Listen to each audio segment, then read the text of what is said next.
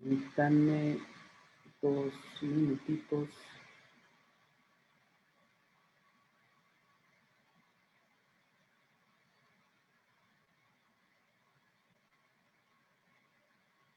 Bueno, perfecto.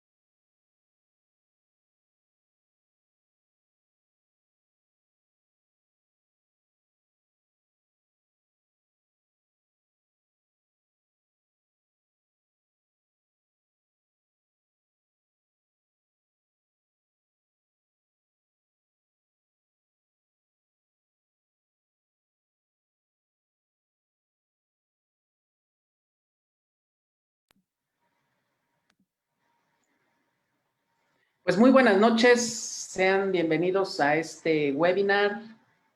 Me da mucho gusto contar con la presencia de mis amigos. Muchos de ustedes los tengo el gusto, el placer de conocerlos personalmente. Es un verdadero honor que estén en esta sesión. El químico Abel Pérez, a quien le mando un abrazo, tiene un buen rato que no lo veo. A todas las personas que todos los días tenemos el gusto de saludarnos por ahí en las redes sociales, o estamos frecuentemente viéndonos ahí en el chat que tenemos de cursos en WhatsApp. Y bueno, pues es para mí un gusto poder iniciar este webinar en donde vamos a hablar de la norma ISO 15189 en su versión 2012. Y bueno, pues vamos a iniciar para que se puedan ir a disfrutar de su viernes. Sean ustedes bienvenidos, bienvenidas a este webinar. Voy a apagar mi cámara para que no consuma tanto ancho de banda, pero quería encenderla para saludarles a través de este medio y darles la bienvenida. Quiero empezar primero agradeciéndole a Dios por tenernos aquí, pues en buenas condiciones de salud. Agradecerle a Dios por la recuperación que tal vez algunos de los que nos están viendo a través de Zoom o a través de Facebook, que hayan tenido a bien recuperarse, si es que ya tuvieron algún contacto con este virus. Y bueno, pues agradecerle también porque tenemos la posibilidad de estar compartiendo este momento a través de esta plataforma. Y pues quiero agradecerles a ustedes por el favor de su atención, por el esfuerzo que están haciendo de conectarse a las 7 de la noche en un día viernes, donde tal vez algunos de ustedes ya estén pues en casa descansando. Me los imagino con sus pies metidos en agua caliente con sal, ¿verdad? Disfrutando de la buena vida.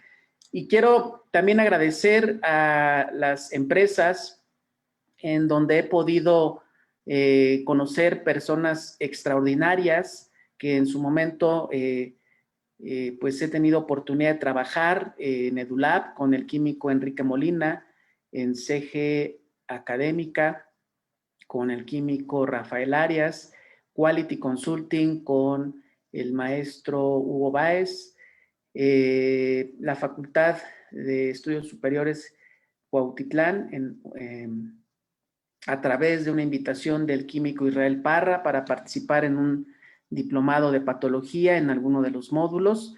Y en esta ocasión quiero agradecer especialmente a Ricardo Macedonio, con quien iniciamos esta aventura, ¿verdad? De compartir, de intentar compartir el conocimiento teórico práctico en distintos ámbitos de la calidad.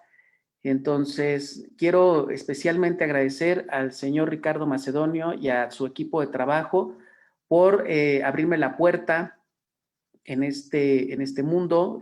Con ellos impartimos por primera vez el diplomado de acreditación ISO 15189 y agradecer también al Colegio Guerrerense de Químicos Clínicos, quien amablemente estará avalando estas actividades académicas, y agradecerles a todos los químicos, compañeros, colegas de este colegio que están presentes en esta sesión.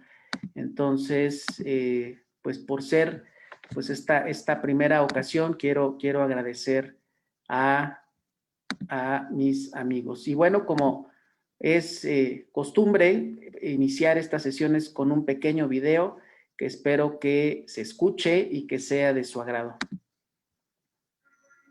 Por lo regular, el después se convierte en nunca.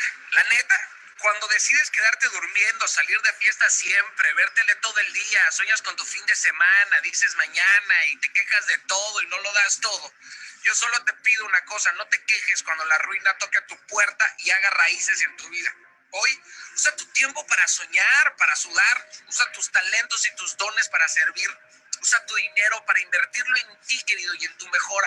Usa tu boca para bendecir y bendecirte y no para maldecir en tu boca. Hay un milagro. ¿Cuándo has visto que de la apatía salga algo bueno, de la pasividad algo grande, que del rencor nazca el amor y la paz? ¿Cuándo has visto que de la envidia crezca la abundancia? Tú sabes perfecto lo que debes hablar y hacer, y ya es tiempo de que hagas lo que sabes que tienes que hacer. La dirección es mucho más importante que la velocidad. Hay muchos que van rápido, pero no van a ningún lado. Hazlo ya, brother, y en el camino te preparas. Hay cosas que se necesita cero dinero para ser apasionado, para tener ética, para ser puntual. No se necesita dinero. Usa esto a tu favor y todo lo demás van a ser por añadidura. Capisci? Me voy. Bueno, pues es un breve mensaje. Pues también, como varios de ustedes saben, esta sesión, el acceso no tiene ningún costo.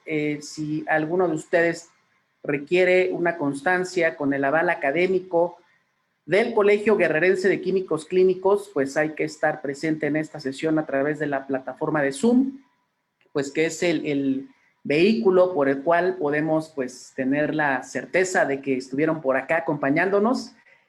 Responder una pequeña evaluación, que no le tengan miedo a la evaluación, y cubrir una cuota de recuperación de 250 pesos o $12 para quienes nos acompañan de otros países.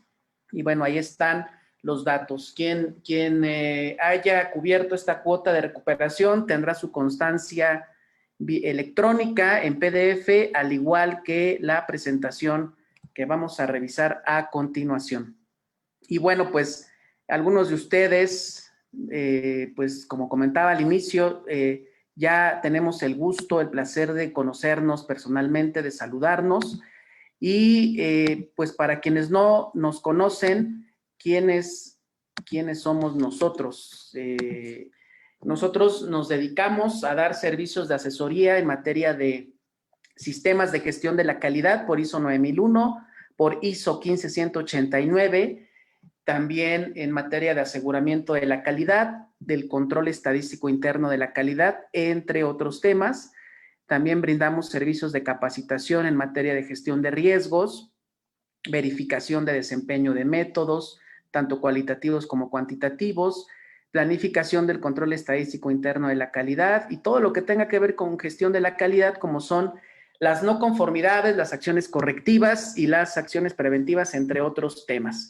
Algunas de las cosas que hemos aprendido en este andar: en marzo de 2007, al frente de un laboratorio, pues me tocó trabajar al interior del mismo para implementar un sistema de gestión de la calidad por ISO 15189. Ese laboratorio privado de atención directa al público, pues fue el primero en acreditarse en nuestro país en marzo de 2007 en ese rubro. Antes de este laboratorio hubo 3 laboratorios, 2 son laboratorios de referencia. El tercer laboratorio fue un laboratorio que solamente hacía la determinación de plomo para sus trabajadores, y entonces pues tuvimos la fortuna, el honor de trabajar en aquel entonces en este laboratorio, de implementar un sistema de gestión de la calidad que cumpliera con la norma ISO 15189, la primer norma en su versión 2003. Y nos acreditamos en marzo de 2007. Posteriormente, igual al frente de un laboratorio de referencia o de maquila, como le quieran llamar, se logró la acreditación en mayo de 2013. Hemos participado el equipo de asesores en 2 laboratorios del sector público que se acreditaron, 4 laboratorios del sector privado que también ya se acreditaron, y contando. Entonces, hemos acumulado 15 años de experiencia específicamente en este rubro. Entonces, pues hay que decir que cuando no hay nada en nuestro país, pues fuimos pioneros en su momento, no sabíamos qué hacer, ¿verdad? Qué hacer con la parte del, pues todo lo que pedía la norma, ¿no? Parecía como que con qué se come todo eso, ¿no? Muy bien. Vamos a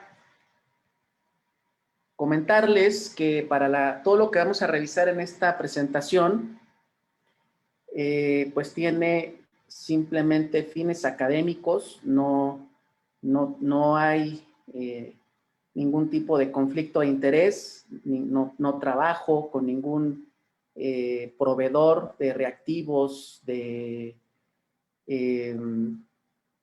evaluación externa de la calidad, ningún proveedor, ningún programa de comparación interlaboratorios.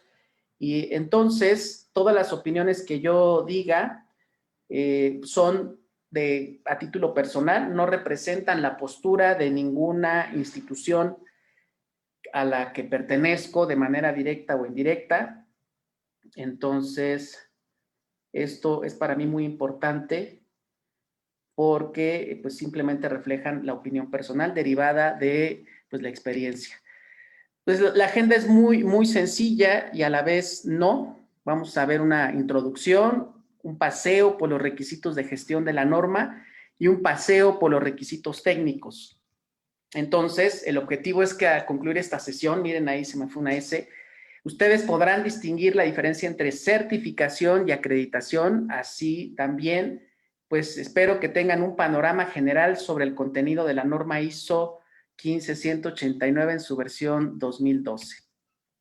Bien, ¿por qué es necesario trabajar con normas? ¿Por qué es necesario? Siempre que empiezo con esto, esta pregunta, pues es para que participemos. Entonces, escriban aquí en el chat por qué es necesario trabajar con normas en el laboratorio clínico. A ver, compañeros químicos, ¿por qué es necesario trabajar con normas en el laboratorio clínico? A ver, estandarizar procesos. Ana, muy bien. Gracias. Eso es muy importante. Muy bien. A ver, para pegarse a alineamientos legales y para estandarizar criterios de evaluación. Antes se pensaba que era un valor agregado, unificar criterios por tener una regulación en el servicio. Gracias. Pues En el caso de las normas oficiales mexicanas, son obligatorias en todo el territorio nacional para llevar un orden en todo, asegurar que los resultados confiables emitidos, para obtener mejores resultados, para un mejor servicio, para trabajar con calidad, para estandarizar procesos. Excelentes respuestas. Perfecto. Entonces, en el mundo actual, o actualmente, desde hace muchos años, yo creo que yo iba en el kinder cuando ya se hablaba de un mundo globalizado, ya yo escuchaba hablar de un mundo globalizado.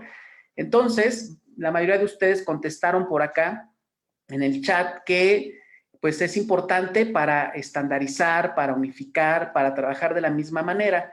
Y pues al vivir en un mundo globalizado, imagínense ustedes que aquí en México, en Tixla Guerrero, pudiéramos contar con un laboratorio acreditado y pues en ese sentido, quien conozca la norma esperará y tendrá una expectativa de lo que es el laboratorio en Tixla, acreditado por la 15189, estará llevando a cabo. Y ese mismo, vamos a decir, ese mismo nivel de servicio lo tendría que tener un laboratorio de cualquier parte del mundo que también cumpla con una norma como es la ISO 15189. Entonces, justamente como bien ustedes lo comentaron, desde hace muchos años se han desarrollado normas internacionales para homologar productos y servicios, porque vivimos en un mundo globalizado. Ahora bien, en nuestro país contamos con dos tipos de normas, que ya algunos de ustedes hicieron referencia a una de ellas. Tenemos normas oficiales mexicanas que son elaboradas por dependencias del gobierno, como es la Secretaría de Salud, la Secretaría de Economía, la Semarnat, etcétera, que son de carácter obligatorio y pues están enfocadas al cuidado de la salud, al medio ambiente, a la seguridad, etcétera. Y pues las dos normas básicas en México que tenemos que tener en el radar cualquier persona que trabaje en el laboratorio clínico, y sé que por aquí nos están acompañando algunos estudiantes, pues tenemos que conocer la norma oficial mexicana 007 SSA 3 2011 y actualmente tenemos que conocer su proyecto de modificación. Todos los que estemos involucrados de alguna manera en el laboratorio clínico debemos de ocuparnos de leer esta norma oficial mexicana y el proyecto de modificación de la misma. Obviamente está la norma 087, lo que aplica o lo que aplique para el laboratorio de análisis clínicos. Y también tenemos normas mexicanas que hasta el año pasado, tal vez a principios de este año, tal cual, legalmente se llaman normas mexicanas, y actualmente con la entrada en vigor de la nueva ley de la infraestructura de la calidad, ya no se van a llamar normas mexicanas, ahora se van a llamar estándares. Entonces, ahorita, pues, en lo que entra en vigor el reglamento de la ley de la infraestructura de la calidad en nuestro país, en esta presentación, pues le voy a seguir llamando norma mexicana, considerando conscientes todos los que me están escuchando que ya esto va o tiene que ya ser modificado al término estándar. Entonces, estas normas mexicanas son elaboradas por organismos de normalización, son de carácter voluntario y entre otros aspectos están enfocadas, por ejemplo, a aspectos de calidad. Y la norma que nos tiene aquí reunidos el día de hoy es la norma ISO 15189. En México, quien se encarga de traducir la norma internacional es el Instituto Mexicano de Normalización y Certificación. El Instituto Mexicano de Normalización y Certificación, ahí tienen su dirección, está ubicado acá en la Ciudad de México, en Manuel María Contreras, número 133, en el 6º piso. Ustedes pueden ingresar a la página del IMNC y adquirir cualquier norma, entre otros aspectos o entre otras, digamos, cosas que hace el instituto es la traducción de diversas normas internacionales. Entre ellas está la norma ISO 15189. Les dejé esta imagen que tal vez no se alcanza a ver mucho el detalle, pero es para que vean que hay diversas normas mexicanas que derivan de la traducción de normas ISO internacionales. ¿Listo? Y bueno, pues ahí pueden ver los costos para que se den una idea. Entonces, desde hace muchos años en nuestro país, los servicios de salud como hospitales, clínicas, bancos de sangre y laboratorios han implantado sistemas de gestión de la calidad y estos sistemas, su funcionamiento, su eficacia se ha demostrado pues basándose en normas como la ISO 9001, como la certificación que se otorga en el sector público a través del Consejo de Salubridad de nuestro país o a través de acreditaciones como es la ISO 15189 y en algunos pocos laboratorios en México como una acreditación otorgada por el CAP. Muy bien, ahora entonces una vez que implementan todos estos sistemas de gestión de la calidad, pues el objetivo no es tener un papel colgado en la pared del laboratorio, sino que se pueda contribuir al diagnóstico de enfermedades y seguimiento al estado de salud de los pacientes. Ahora, bien, ¿cuáles son los requisitos de los usuarios del laboratorio clínico? Hay varios usuarios, obviamente el principal ya sabemos que es el médico. Aquí en el chat, ¿quién me dice cuáles? Hay muchos requisitos, hay requisitos implícitos y hay requisitos explícitos.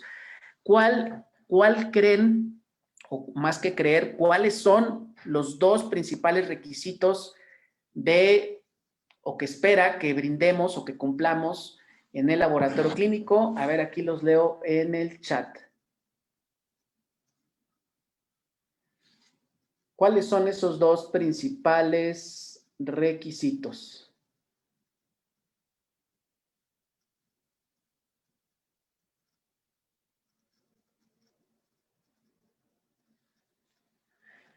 Requisitos técnicos administrativos, llevar un control de calidad interno. A ver, pensemos cuando llega el paciente Juanito Pérez al laboratorio y se va a hacer una determinación de glucosa.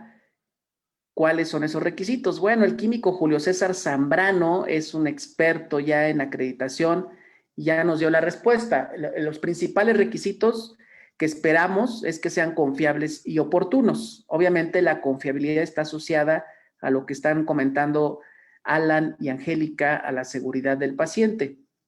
Entonces, pues ningún paciente llega y dice, oiga, vengo por una glucosa confiable. Se asume que el resultado va a ser confiable, ¿no? Entonces, uno de los requisitos que esperan los usuarios del laboratorio clínico es que ese resultado sea confiable, que ese resultado tenga utilidad clínica. Y el siguiente resultado, la siguiente característica, el siguiente requisito, no menos importante, es la oportunidad, que el resultado esté entregado a tiempo. Pensemos en una procalcitonina. Los que saben para qué sirve la procalcitonina me podrán decir si de algo sirve que yo tenga en mi catálogo de estudios ofertada la procalcitonina con 3 días de entrega. A ver aquí los microbiólogos. ¿Tiene alguna utilidad práctica que yo les diga que la procalcitonina tendrá un tiempo de entrega de 3 o 4 días? Ana Bernal nos dice que no sirve. Ahora pensemos en un laboratorio de urgencias. ¿Tendrá alguna utilidad clínica que si el paciente llega a ese servicio de urgencias, yo entregue el resultado de la biometría hemática en 2 días o entregue el resultado de una gasometría no sé, en 24 horas? No, evidentemente no. Gracias Claudia, gracias Marcela, gracias Karen, gracias. Pues entonces, la entrega oportuna es un requisito básico que debemos de cumplir como profesionales de laboratorio. Ahora bien, ¿qué es la acreditación? ¿Qué es la acreditación? Es, de acuerdo a la todavía vigente Ley Federal sobre Metrología y Normalización, dice esta ley, en pocas palabras, que cuando nos acreditamos eso consiste en que un organismo de acreditación audita al laboratorio clínico, lo estoy diciendo con mis propias palabras y tropicalizado, audita al laboratorio clínico y derivado del cumplimiento de los criterios de evaluación, como es la norma ISO 15189, va a reconocer la competencia técnica de ese laboratorio y por ende la confiabilidad, por ende la utilidad clínica de los resultados. Eso es la acreditación. Cuando me van a auditar un organismo que en México se llama Entidad Mexicana de Acreditación, tienen una serie de requisitos que el laboratorio debe cumplir, como es la norma ISO 15189, y si el laboratorio cumple, entonces la entidad reconoce la competencia técnica de ese laboratorio clínico. Y un término que muchas veces confundimos con acreditación es el rubro de certificación. Certificación, de acuerdo al Instituto Mexicano de Normalización y Certificación, consiste en avalar la forma de trabajar y satisfacer los requisitos, necesidades y expectativas de los clientes. Entonces, de pronto pudiera decir, bueno, sí le entiendo sí le entiendo a la definición, acá también entiendo, pero no me queda clara la diferencia. Entonces, pues resulta que pues yo quiero poner un puesto de jugo de naranja, ¿verdad? Y entonces ya hasta se me antojó con esa foto.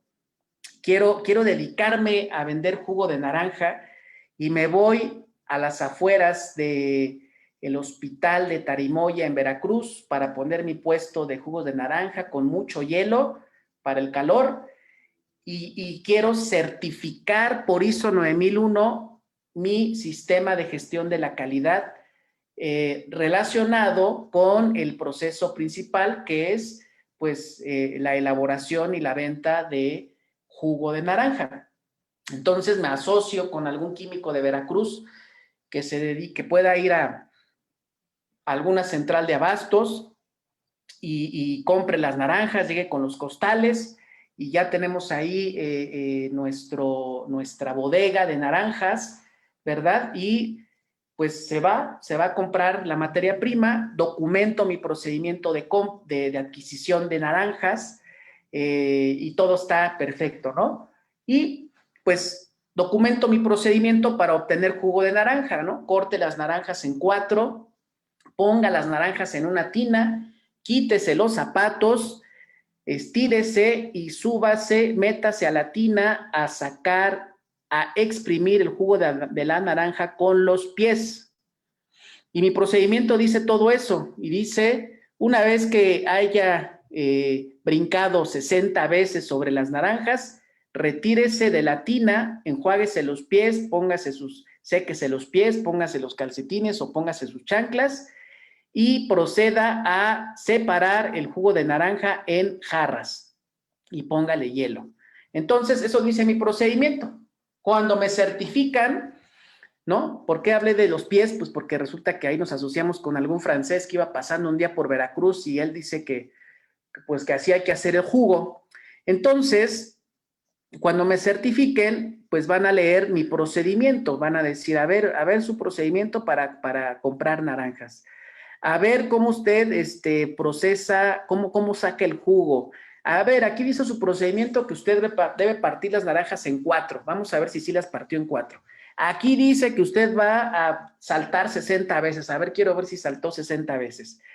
Y ya, si yo hago eso consistentemente y lo hace mi socio y lo hace el de la tarde y lo hace el de la noche, me dan mi certificado por ISO 9001 porque estoy cumpliendo con mis procedimientos y además hago encuestas de satisfacción a mis compradores, que son los trabajadores del hospital de Tarimoya de Veracruz, y todos dicen, no sé qué tiene este jugo, no sé qué le ponen a este jugo que es espectacular.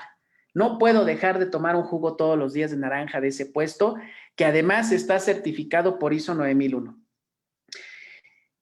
Pensemos en el laboratorio clínico. ¿Qué pasa si yo acabo de egresar de la escuela, ¿no? Entonces me voy a capacitar y me dice alguien, pues vamos a hacer grupos sanguíneos, no sé si está conectada la química Montserrat, que me va a capacitar en hacer grupos sanguíneos y me dice, pues mira, el grupo sanguíneo para empezar se debe hacer en tubo, se debe hacer la prueba directa, la prueba inversa, y debes hacerle así, ponle una gota de acá, lava los eritrocitos, ponle una gota de antisuero, y yo le digo que sí a todo. Pero en cuanto se va la química Montserrat, pues digo, ay, como que no le creo. Mejor así directo pongo la sangre y le pongo tres gotas de anti-A para que se vea la aglutinación, para que amarre, ¿no? A total, aquí se ve que tienen mucho anti-A y anti-AB y anti-B. Entonces yo hago el grupo como yo pienso que debe ser, no como debe ser. Cuando me certifiquen, el que me audita, pues no necesariamente sabe de grupos sanguíneos, pero cuando me acredite, va a ir un experto en inmunohematología y va a verificar que yo lleve a cabo, por ejemplo, una adecuada determinación de grupos sanguíneos, que siga buenas prácticas para hacer esta determinación. Entonces, espero que con este ejemplo les quede claro cuál es la diferencia entre certificación y acreditación.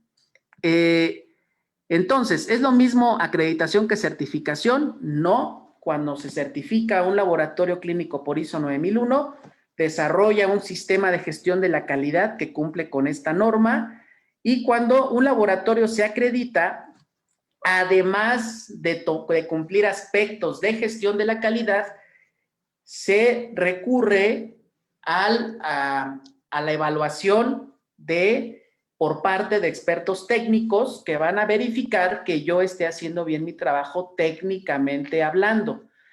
Si va alguien a certificar mi sistema de gestión de la calidad, pudiera yo estar haciendo malas determinaciones en el laboratorio, pudiera tener mal mis gráficas de control estadístico interno de la calidad, pudiera haber reprobado muchas veces la participación en un programa de evaluación externa de la calidad y aún así estar certificado.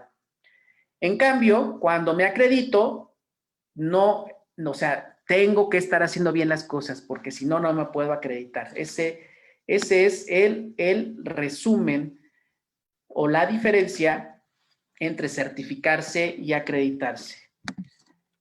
Entonces, recuerden que para garantizar que se cuenta con un sistema de gestión de la calidad y que además se cuenta con la competencia técnica en un laboratorio clínico, debemos reforzar ambos aspectos, tanto la parte de gestión como los aspectos técnicos. ¿Listo? Y la certificación, pues solamente me va a avalar tal cual aspectos de gestión y no se aborda de manera completa y profunda aspectos técnicos. Aquí tiene levantada la mano algunas personas, entonces no sé si quieren preguntar algo. Vamos a ver, Sonia, no sé si quiera preguntar algo, Isabel y Manuel, o nada más levantaron la mano para decir presente.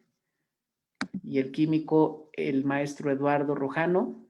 Si quieren preguntar algo, pueden abrir su micrófono. Si no, le seguimos, porque nos queda poco tiempo. Bien, entonces vamos a pasar a lo siguiente. Permítanme un segundo. Vamos a pasar a lo siguiente, que es justamente ya la norma, una revisión, un paseo, le dije yo, por esta norma ISO 15189. Esta norma fue elaborada a nivel internacional y actualizada por un comité de ISO, que es el Comité Técnico 212, que se llama Laboratorios Clínicos, Ensayos y Sistemas de Diagnóstico in Vitro, pues el cual está conformado por expertos del ámbito clínico provenientes de varios países. Hay un comité en ISO, en esta organización, es el Comité Técnico 212. Esta diapositiva casi siempre, así como que la paso de rápido porque de pronto uno no le hace mucho caso a la historia, pero sí quisiera que ustedes vieran de dónde viene la ISO 15189 para los veteranos de la calidad. yo creo que yo todavía no nacía en 1990, pues ya existía una guía ISO 25, ¿verdad? Que hablaba de competencia técnica para los laboratorios de ensayo. Luego tenemos esta guía G25. Después, en el 99, se tuvo la primera versión de la 17025 para la competencia de los laboratorios de ensayo y calibración. Aquí les quiero decir que en uno de mis primeros trabajos en un banco de sangre, el laboratorio clínico tenía una acreditación en algunos mensurandos de química clínica por 17025. El jefe de laboratorio en aquel entonces decidió acreditar por 17025 algunos mensurandos de química clínica. Estuvo súper interesante. En el 2003 surge la primera versión de la 15189. Por esta versión, con esta versión, nos acreditamos los primeros laboratorios en México con esta versión de la norma 2003, que como les mencioné al inicio, nos acreditamos en el 2007. Prácticamente nos acabamos de acreditar con la versión 2003 cuando se publicó la 15189 traducida en México por el Instituto Mexicano de Normalización y Certificación. Y esta norma ISO 15189 a nivel internacional se publicó en 2003, en el 2007 se actualiza a nivel internacional y en México un año después se tradujo esta versión de la norma, en el 2008 quedó publicada como norma mexicana y en el año 2012 se actualizó esta norma internacional y en México se publicó la norma mexicana en el año 2015. Parece que esto no es importante, pero sí lo es porque muchas veces he visto que se hace referencia al año de la norma de manera incorrecta. Si queremos hacer alusión a la norma internacional vigente, tendríamos que decir ISO 15189-2012, porque es el año en el que se publicó la norma a nivel internacional. En México, la traducción y la norma mexicana quedó publicada hasta el año 2015. Bien, entonces, ¿cuál es el contenido de la norma? Pues ahí está. Cualquier laboratorio se puede acreditar. Como pueden ver, el contenido es muy, muy cortito, no son 600 capítulos, son 6 apartados con estos anexos y los requisitos evaluables son el 4 y el 5. Entonces, ¿para quién o quién puede aplicar esta norma? Pues es específica para la calidad y la competencia técnica de los laboratorios clínicos y evidentemente la pueden utilizar laboratorios clínicos para desarrollar un sistema de gestión de la calidad y evaluar su competencia y como sucede también en la vida real, pues la entidad mexicana de acreditación o cualquier organismo de acreditación emplea esta norma para confirmar y reconocer la competencia técnica de los laboratorios clínicos. Aquí quisiera comentarles que en otros países la acreditación es obligatoria, en países como en Francia. Los laboratorios clínicos de ese país tienen que estar acreditados por ISO 15189. La entidad mexicana de acreditación, además de emplear esta norma para los laboratorios clínicos, tiene otros programas de acreditación basados en esta norma para bancos de sangre, para point of care testing, para bancos de células madre, entonces, y para incluso radiología y gabinete. Ha desarrollado otros programas de acreditación basados en ISO 15189. La norma trae este apartado de referencias normativas, bastante sencillo. Y bueno, ¿cuáles son los requisitos de gestión? Vamos a hacer un paseo muy rápido por el contenido de la norma para quien no los conoce. Para quien ya conoce la norma, la ha leído, ha tomado un diplomado, pues será un breve repaso. Obviamente, pues un webinar de 1 hora no da para profundizar, pero la idea, el propósito, como se los comenté, el objetivo o los objetivos planteados son 2. 1, que conozcamos la diferencia entre certificación y acreditación para que ninguno de los asistentes a este webinar digan que están certificados por ISO 15189, para que no digan acreditados por 9001. se debe decir acreditados por ISO 15189, porque acuérdense, la acreditación permite evaluar la competencia técnica de un laboratorio y la norma ISO 15189 es una norma que está desarrollada para evaluar la competencia técnica de un laboratorio clínico.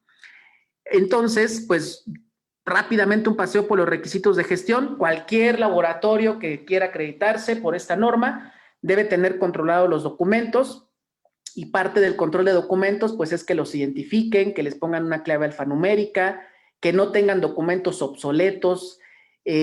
No sé si en sus laboratorios ocurra que tengan ahí en los cajones el inserto de cuando hacían radioinmunoensayo hace 70 años, el inserto del Coleman, de los lípidos totales, no sé, esos documentos, si ya esas técnicas ya están fuera de circulación, son obsoletos, no deben estar ahí a disposición. Asociado al control de documentos, pues está el control de registros. Todos los registros que ustedes generan en su laboratorio deben estar controlados. ¿Y qué implica el control de registros? Bueno, pues que sepamos, que tengan conocimiento, que identifiquen todos los registros que genera su laboratorio, que establezcan cuál es el mecanismo para recolectar esos registros, dónde los van a guardar, cuánto tiempo los van a guardar, y una vez que pasó ese tiempo de conservación de los registros, pues cómo los van a desechar. Esto es parte de lo que implica el control de registros. Convenios. Esta parte de la norma está muy interesante porque en esencia nos dice la norma, no te comprometas a aceptar trabajo si no tienes la seguridad de que puedes cumplir. Por ejemplo, si en el sector privado tenemos un laboratorio o a un área de ventas que pues, ese es el objetivo, vender, y entonces va a una empresa a ofrecer pruebas antidoping y dice, sí, el de la empresa dice, sí, tengo 500 pruebas antidoping que necesito que me las hagas en 2 días y me entregues el resultado al tercer día. El vendedor, pues claro que de eso vive, de comisiones, pues puede decir, sí, lo que usted quiera, ¿no? Pero la 15189 dice, espérate, antes de que le digas que sí, por favor, asegúrate primero de que tienes recursos suficientes. Tienes 500 pruebas de antidoping en tu almacén de más, o sea, ahí como de stock. No las tengo. Tienes la posibilidad de que te las surtan para que puedas atender ese compromiso. Tienes la cantidad de personas para poder procesar N cantidad de antidopings en 2 días. Tienes personal capacitado y competente para hacer estas determinaciones en el periodo que necesitas. Entonces, en esencia, por eso dice, no digas que sí si no has revisado que cuentas, por ejemplo, con estos recursos. Y por eso luego pasa, ¿no? Que pues el que vende dice, pues ya ahí te van las muestras de los pacientes y resulta que no hay stock para cumplir. Entonces, pues por eso, recuerden esta imagen, antes de comprometerse, asegúrense de que pueden cumplir. Exámenes practicados por laboratorios contratados, pues hay que establecer criterios para seleccionarlos. No se trata de seleccionar a mi amiga de Guerrero, ¿verdad? Porque tiene su laboratorio y pues bueno, pues le voy a mandar las fracciones beta, ¿no? Porque yo no las tengo aquí porque mi luminiscencia.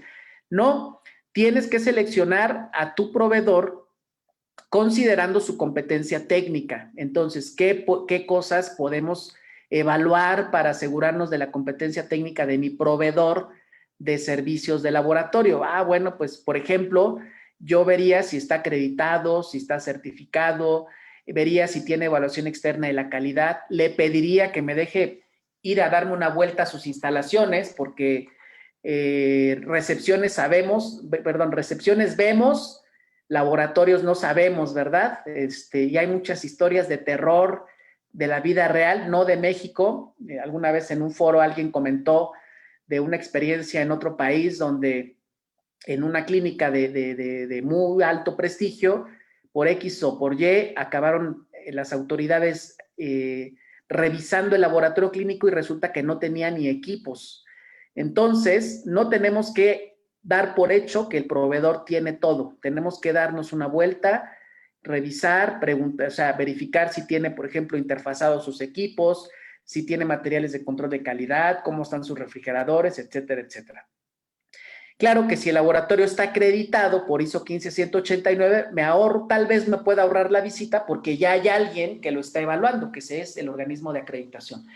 Y también en este numeral implica que evaluemos el desempeño del laboratorio. Me está entregando resultados a tiempo, ha tenido errores, si me ofreció servicio de mensajería, el mensajero está llegando temprano o puntualmente, si el transporte de las muestras adecuadamente. Los que hemos trabajado en el laboratorio clínico sabemos que pasan cosas, ¿no? Ya te tienen que entregar el resultado, no te lo entregan y cuando hablas para pedir el resultado te dicen que cree que su muestra se perdió, ¿no? A lo mejor eso pasa en otros países. En este numeral, la norma dice, pues, que seleccionemos a nuestros proveedores de reactivos, de equipos, de mantenimiento y una cosa que perdemos de vista en el laboratorio clínico, de servicios de calibración. En este contexto de acreditación, nosotros tenemos que calibrar algunos instrumentos, como son pueden ser las pipetas, las pipetas automáticas, puede ser que necesitemos verificar la velocidad de la centrífuga. Entonces, tenemos que seleccionar a un laboratorio de calibración y tenemos que establecer criterios para esto. Proveedores de servicios de mantenimiento, ¿cuántos ingenieros, vamos a decir, cuántas personas asumimos que son ingenieros? ¿Quién sabe si sean ingenieros? ¿Quién sabe si recibieron capacitación específica en el equipo? Y bueno, pues como es de la empresa Pérez, pues ya llegó el ingeniero y ya lo destapó, pero nunca nos aseguramos de establecer criterios mínimos para pues justamente tener la tranquilidad de que esa persona tiene el conocimiento técnico para meterle mano a nuestros equipos. Y obviamente tenemos que evaluar el desempeño de los proveedores. Los reactivos me llegaron a tiempo, están llegando a la temperatura que deben llegar, el proveedor trae termómetro, trae sus registros de temperatura, etcétera, etcétera. Entre otros aspectos, esto incluye. Servicios de asesoría, pues tenemos que definir quién puede dar este servicio y a quién le puede dar este servicio. Y una cosa muy importante es que ese compañero químico o ese compañero técnico de laboratorio debe tener competencia técnica para dar asesoría. Si habla un médico al laboratorio para decir, oye, no, aquí no me cuadra el resultado de los anticuerpos antinucleares, o no entiendo a qué se refiere el patrón moteado, o esto del punteado fino, ¿a qué se refiere? El que tome esa llamada tiene que tener competencia técnica, ¿verdad? Entonces, ese es un punto muy importante. Para las quejas, pues debe haber un procedimiento, ¿verdad? En donde establezcamos cómo vamos a recibir las quejas, quién las va a revisar, quién va a atender personalmente, vía telefónica, por ejemplo, al reclamante, y quién va a tomar las acciones para atender las quejas. Hay una norma ISO que es la 10002 en su versión 2018 que pueden ustedes tomar como base, ¿verdad? Tomar para pues revisar qué implica, ¿verdad? Atender las quejas de los usuarios del laboratorio. Aprovecho esta diapositiva para hacer énfasis en que hay muchas normas ISO. Entonces, no es correcto que digamos, es que quiero certificarme por la ISO. ¿Cuál de todas las normas ISO? ¿No? La ISO 9001 no es la única norma ISO. Tal vez es la más popular, pero no es la única. ¿Listo? Entonces, aquí tenemos otra norma ISO que es la 10002. Y bueno, luego viene todo un apartado de identificación y control de no conformidades, de acciones correctivas, de acciones preventivas y de mejora continua. En esencia, lo que hay que hacer es cada vez que hay una desviación en el deber ser, pues tenemos que registrar la desviación y si se incumplió un requisito, que entra en la categoría de no conformidad, y tenemos que analizar qué ocasionó esa desviación, establecer acciones que permitan evitar la recurrencia del problema y bajo un enfoque proactivo en esta norma ISO 15189, pues tenemos que analizar todos los datos que está arrojando el sistema de gestión de la calidad para establecer acciones preventivas y obviamente tener acciones de mejora continua. Ejemplo, así rápidamente, si tú tienes una evaluación externa de la calidad y reprobaste la participación en algún ciclo, tienes que documentar la no conformidad, tienes que analizar qué ocasionó ese incumplimiento o que no hayas aprobado la evaluación externa de la calidad. Y una cosa súper importante en el contexto de acreditación, como por ejemplo, reprobar el ciclo de 2009 en glucosa en ese programa de evaluación externa de la calidad, lo reprobaste, tuviste un PIB de 200. Si tú tienes que analizar todo, ¿no? Todo el contexto, etcétera, etcétera, pero una de las cosas que podría indicar el reprobar la evaluación externa de la calidad, por ejemplo, en glucosa, quiere decir que tu equipo, tu método pudiera, subrayo, pudiera tener un problema de exactitud. Y si el equipo tuviera un problema de exactitud, querría decir que todos los resultados de los pacientes que fueron analizados en un periodo están en duda, está en duda su confiabilidad. Entonces, un aspecto muy importante aquí en la acreditación por 15189, en el ejemplo que estoy dando, es que tienes que evaluar el impacto que pudo tener esa desviación en los resultados de los pacientes. Eso no se ve en 9001, eso sí es muy, muy importante en 15189. Bien, ahora, y bueno, trae todo un apartado de revisión de evaluación y auditorías. Aquí hablan de requisitos para hacer la auditoría interna. Como una recomendación, pues tenemos que echar ojo a otra norma ISO, que es la 19011. Tenemos que revisar todo el trabajo que está llegando al laboratorio, evaluar la retroalimentación de los usuarios, es decir, a través, por ejemplo, de encuestas. La norma dice en este numeral que debemos de revisar las sugerencias que hace el personal. Esto en la vida real suena bien en la norma, en la vida real a veces tienes que casi sacarle a tirabuzón, o no sé cómo decir, a los compañeros las sugerencias que puedan hacer. Ahí hay una cosa muy interesante, hay una línea, una delgada línea entre sugerencia y entre queja, ¿verdad? Porque le dices quejas y bien, está la fila enorme. Bueno, y está todo un pequeño apartado de gestión de riesgos, indicadores de calidad y algunos requisitos relacionados con la revisión por organismos externos, que en esencia se refiere a que si te audita un organismo externo como es el de acreditación, el organismo de acreditación, pues tienes que atender cualquier desviación que te detecten de manera lo más rápida posible. Este fue un paseo por los requisitos de gestión y tengo poco tiempo para hablar de los requisitos técnicos, que aquí los vemos en pantalla, del 5.1 al 5.10, y es todo un paseo muy interesante que tiene la 15.189. Entonces, el primer rubro se llama personal de laboratorio, y aquí la norma trae varios requisitos. Por ejemplo, nos dice que debemos evaluar la competencia técnica del personal, que tenemos que evaluar su desempeño, que tenemos que brindarle capacitación, que tenemos que evaluar la eficacia de la capacitación, y una cosa muy importante y muy interesante es la inducción que le damos al personal de nuevo ingreso. No nada más es, ya aquí está Juanito Pérez, el químico Pérez, flamante egresado de la Universidad Veracruzana, ahí te va.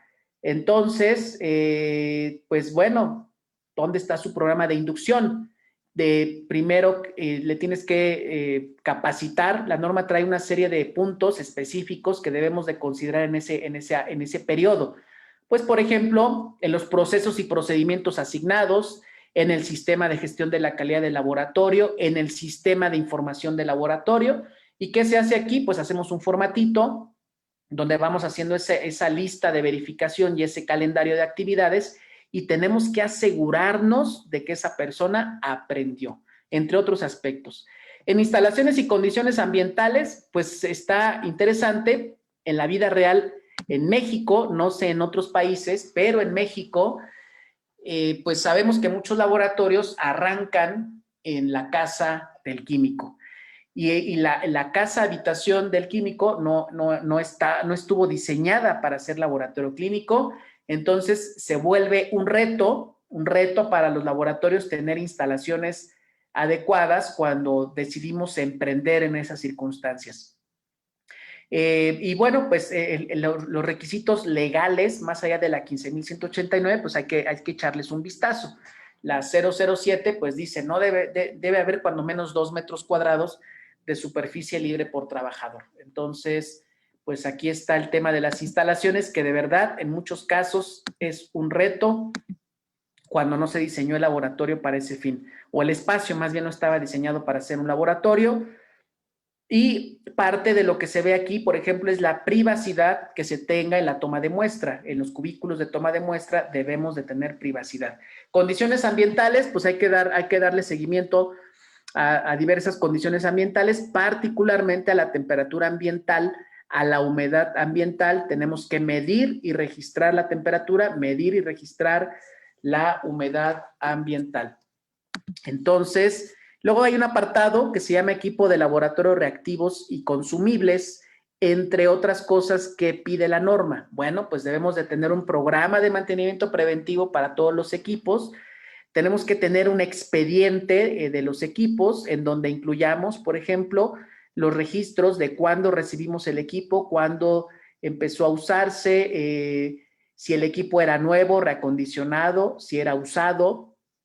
Tenemos que generar registros. Yo lo que hago es una pequeña carátula, portada, en donde concentro el registro del mantenimiento preventivo y el correctivo para que de un vistazo podamos tener una idea de la frecuencia, por ejemplo, de los correctivos. Claro que si tienes ahí un libro de registros, de reportes de mantenimientos correctivos, pues ya, no hay más que ver. Y las pruebas de aceptación es una cosa muy interesante en la norma. Dice en esencia que antes de que uses el equipo con muestras de pacientes, tienes que hacer pruebas de aceptación. Y aquí, en esta parte de equipo, algunos colegas expertos en este tema hablan de la calificación de equipo, que no es un requisito de la 15.189, pero ayuda. Entonces, pues aquí metemos o podemos insertar ese tema de calificación de equipos.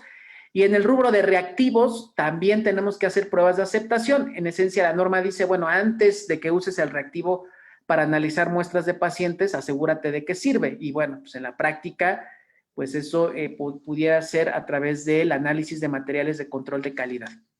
Tenemos que tener claro, tenemos que saber cuándo se recibió el reactivo, a qué temperatura, obviamente, en qué momento se abrió el reactivo y cuándo se terminó el reactivo. Esto es para darle rastreabilidad al uso del reactivo y que pudiera ser en algún momento dado importante saber, por ejemplo, de cuándo a cuándo usamos un reactivo y que ese reactivo pudiera haber no estado en buenas condiciones, digamos, y que pudiera haber afectado a N cantidad de pacientes.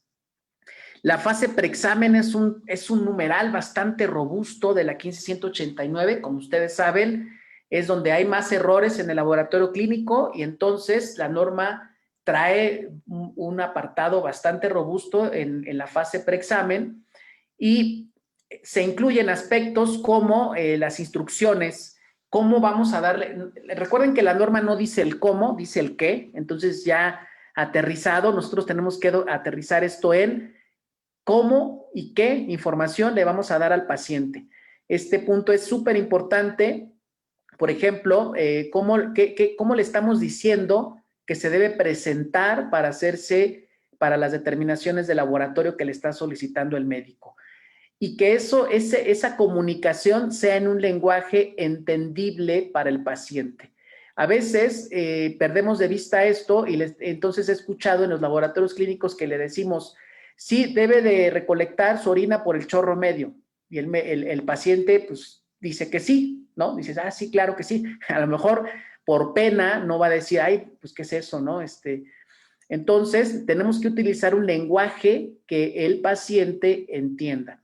Se deben proporcionar instructivos para la toma de la muestra por el paciente. Nada más para que despierten los que ya están como pollos descabezados, que no los podemos ver. Ejemplos de pruebas en donde el paciente recolecta la muestra en su domicilio o en algún lugar, no entremos en detalles. Ejemplos de muestras que el paciente recolecta fuera del laboratorio que me puedan compartir aquí en el chat que tenemos en la sesión de Zoom. Orina, obviamente. Pues, por ejemplo, orina, semen, ego, pollos descabezados, dice Hugo Hernández Carrillo, lo despertamos. Muestras de orina, muestras de heces, perfecto. Expectoración, esputo. Entonces, nosotros tenemos que darle instructivos a los pacientes en un lenguaje entendible, ¿no? Por ejemplo, para recolectar la muestra de heces, son clásicos los memes que sacan en las redes sociales de cómo le hicieron para meter la muestra en algún contenedor, ¿verdad? Entonces, la norma 15189 nos habla de que debemos dar esa información y nosotros tenemos que pensar cómo le doy a entender o cómo le digo al paciente que recolecta adecuadamente la muestra y que nos aseguremos de que entiende. Y bueno, si ustedes están en una zona de México en donde los pacientes incluso no hablan español, entonces tienen que redactar esto en la lengua, en el dialecto que el paciente entienda. Vienen requisitos para el procedimientos de toma de muestra, ahorita que está de moda toda esta parte preanalítica. Pues hay mucho que leer en este rubro, hay muchos paradigmas que tenemos y que cuando leemos nos damos cuenta, ¿verdad? Que tenemos que corregir incluso algunas indicaciones. Ahorita estaban transmitiendo en Carlos Jaramillo, que lo conocen muchos de ustedes, algo de lípidos y en diversos foros se habla, por ejemplo, de que para el perfil de lípidos ya no deberíamos de pedir ayuno, etcétera. Entonces nos tenemos que estar actualizando y la 15.189 pues nos obliga también a eso, ¿verdad?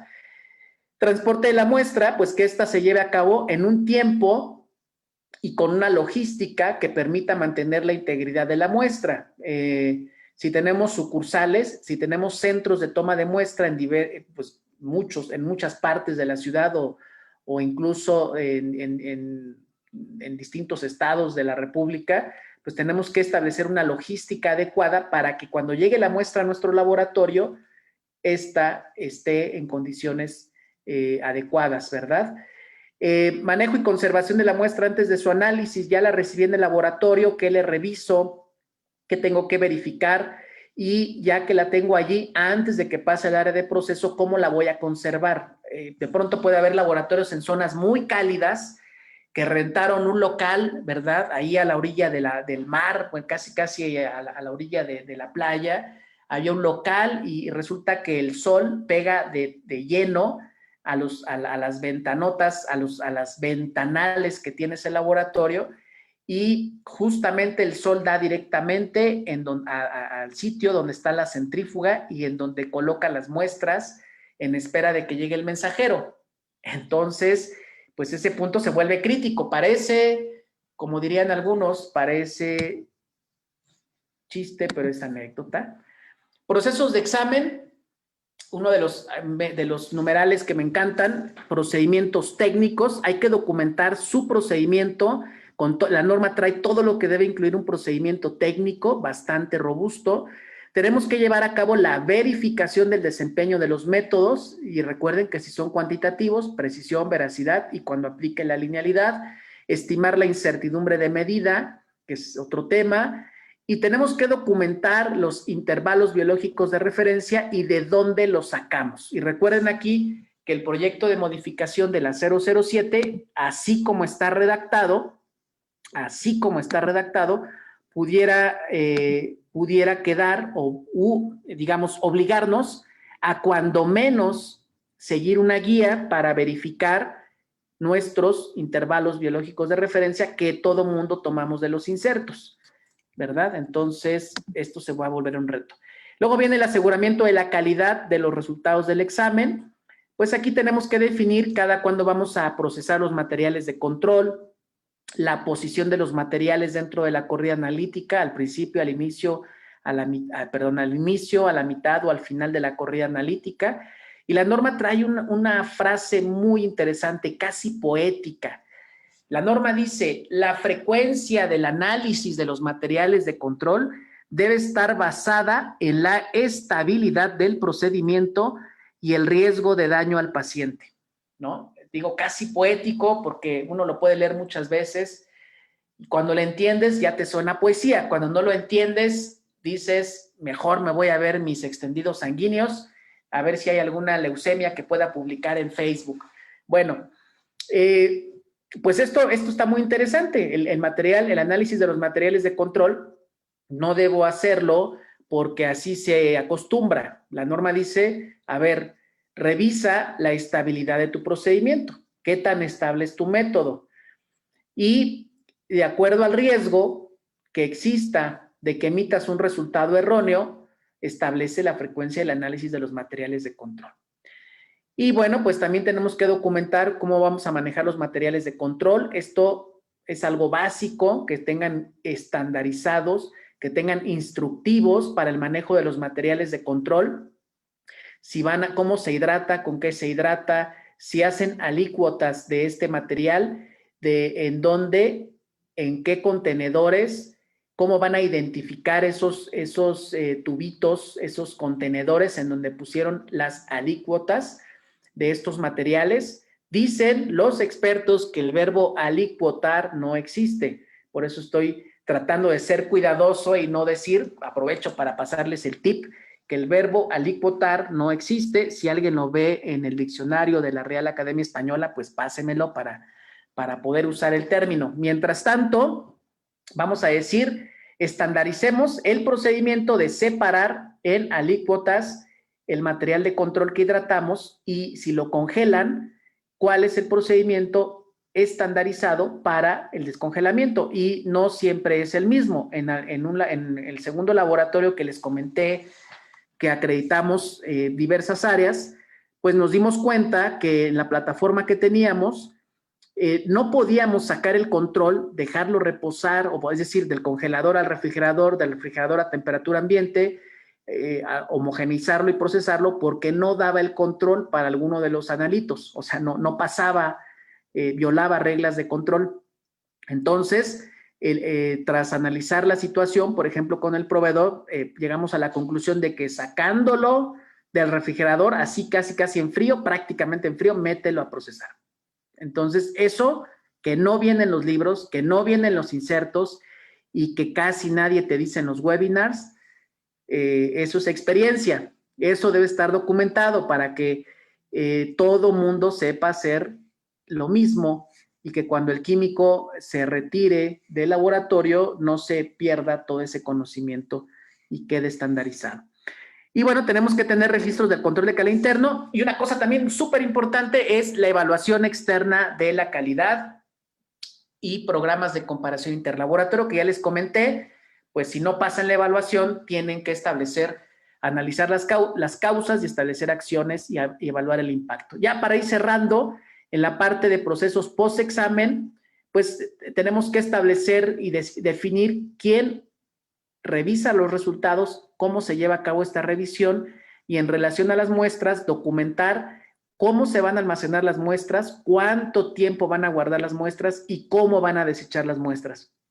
Entonces, pues hay que tener su ceroteca. Algunos laboratorios dicen yo no puedo guardar muestras porque por el volumen de trabajo que tengo, por la razón que sea, acabando el turno matutino se desechan. Hay quien dice yo las conservo 24 horas, hay quien dice yo las conservo toda la semana en congelación, siempre tomando en cuenta la estabilidad del analito. Y una cosa muy importante a considerar es estas pruebas que en algún momento salen positivas o salen reactivas, como puede ser cualquier prueba de serología infecciosa.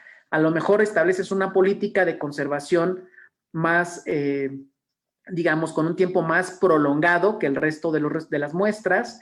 Para drogas de abuso, a lo mejor decides establecer una política también diferente al desecho inmediato.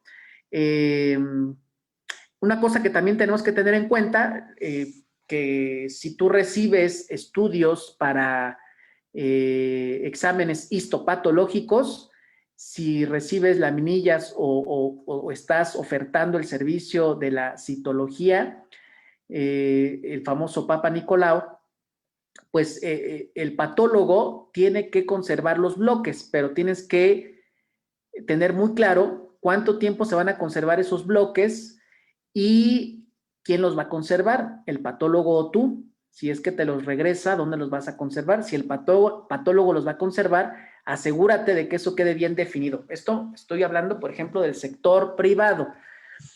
Informe de resultados, pues la norma trae todo un listado de lo que debe contener el informe de resultados y nada más de todo ese listado quiero resaltar esto que vemos en pantalla, porque a veces cuesta trabajo incluirlo en el informe. La 15.189 dice, entre otros aspectos, que el informe de resultados debe tener la fecha de toma de muestra primaria y cuando esté disponible y sea relevante para la atención del paciente, la hora. Pues lo difícil es que algunos software de laboratorio no tienen previsto este dato.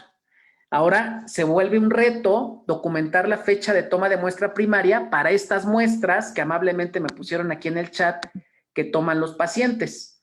Entonces, si ustedes, si el paciente recolectó la orina en su domicilio o en donde sea, cuando llega la muestra de orina a su laboratorio le tienen que preguntar a qué hora recolectó su muestra y ese dato debe quedar registrado en algún lado. Y como el paciente recolectó la muestra fuera del laboratorio a las 6 de la mañana y la está llevando al laboratorio a las 7, tienes que registrar la fecha y hora de recepción de la muestra. Entonces, esos datos deben quedar registrados y cuando la muestra la tomó el paciente, orina, heces y todas esas muestras que me pusieron en el chat, la toma el paciente, la norma dice que de esa fecha de toma debe quedar en el informe de resultados y cuando esté disponible y relevante, la hora. Claro que la hora es relevante para muchas de las muestras que me pusieron en el chat. La hora de toma es relevante. Sí o no es relevante, por ejemplo, en el caso de una orina. Aquí pónganle en el chat si consideran que la hora de toma para un examen general de orina es o no relevante. La hora de toma para una gasometría es relevante. La hora de toma de una muestra de semen, ¿verdad? Para una espermatobioscopía, para todos los que vieron la conferencia hace unos días, ¿es relevante? Claro que es relevante. Entonces, el reto es registrar esa toma, registrar ese dato y la carta Santa Claus es que lo pongan en el informe de resultados. Otro punto que debe incluir el informe de resultados es el tipo de muestra primaria. El tipo de muestra primaria, muchos laboratorios no lo tienen contemplado en su informe de resultados. Entonces, pues bueno, hay que hacer los ajustes para incluirlo. Y finalmente dice aquí, entre otros aspectos, reitero, dice fecha y hora de liberación. Si no está disponible en el informe, deberá estar fácilmente disponible. En cuanto a liberación de resultados, otro punto súper importante, ¿quién puede liberar resultados y a quién le pueden liberar los resultados? Pensemos ahora en una prueba de paternidad, pensemos en una prueba de HIV. ¿A quién le puedes entregar el resultado de una prueba de paternidad? ¿A quién le debes entregar el resultado de unos anticuerpos anti-HIV o anti-VIH? Si estás en un laboratorio que está en un hospital, bueno, pues debe quedar claro cuál es el mecanismo para enviar el resultado al hospital, si a través del software o lo llevas todavía en papel a la central de enfermeras o a donde lo lleves.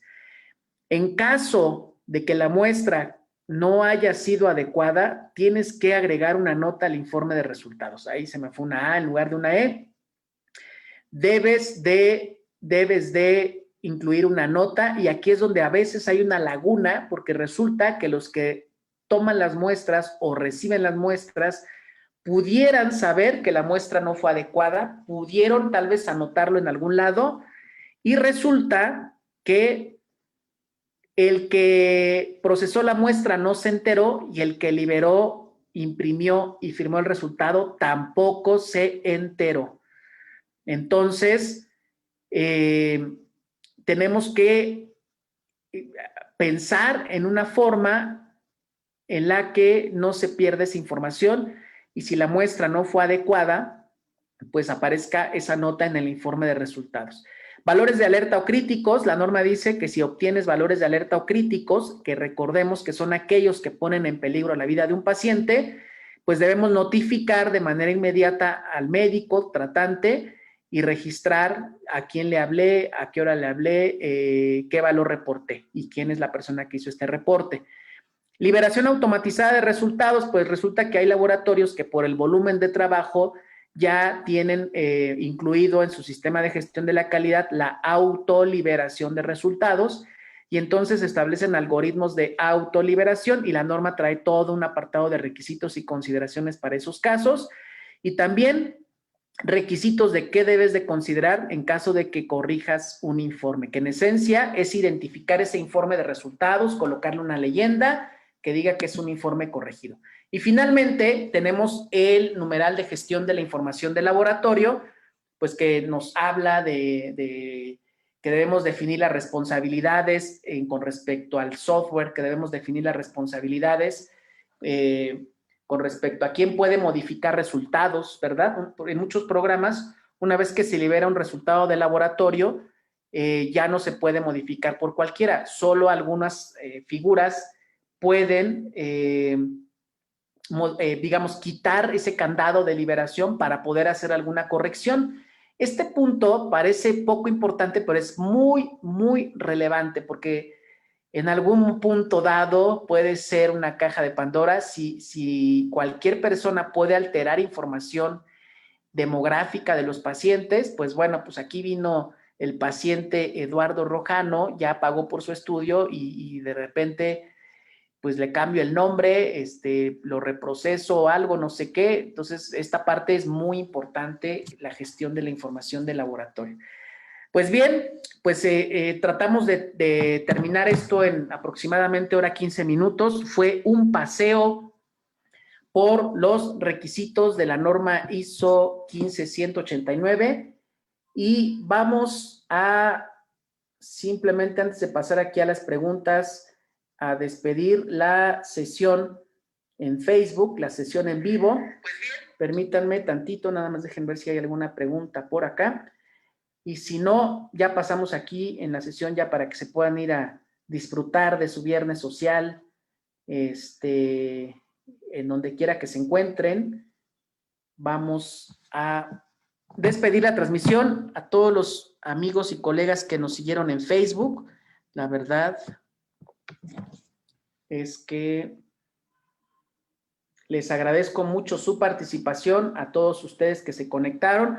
Ojalá que en el futuro se puedan conectar a través de Zoom. Vamos a continuar con estos webinars en materia de gestión y sobre todo de calidad analítica, desde aspectos muy, muy básicos, como por ejemplo, cómo construir una gráfica de control de calidad, revisar, por ejemplo, las reglas de Westgard, que damos por hecho que ya todo el mundo se la sabe y cuando estamos en los foros, pues de pronto no es así.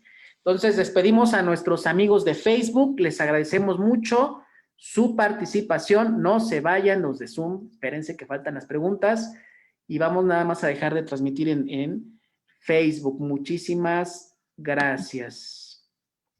Permítanme tantito, dejen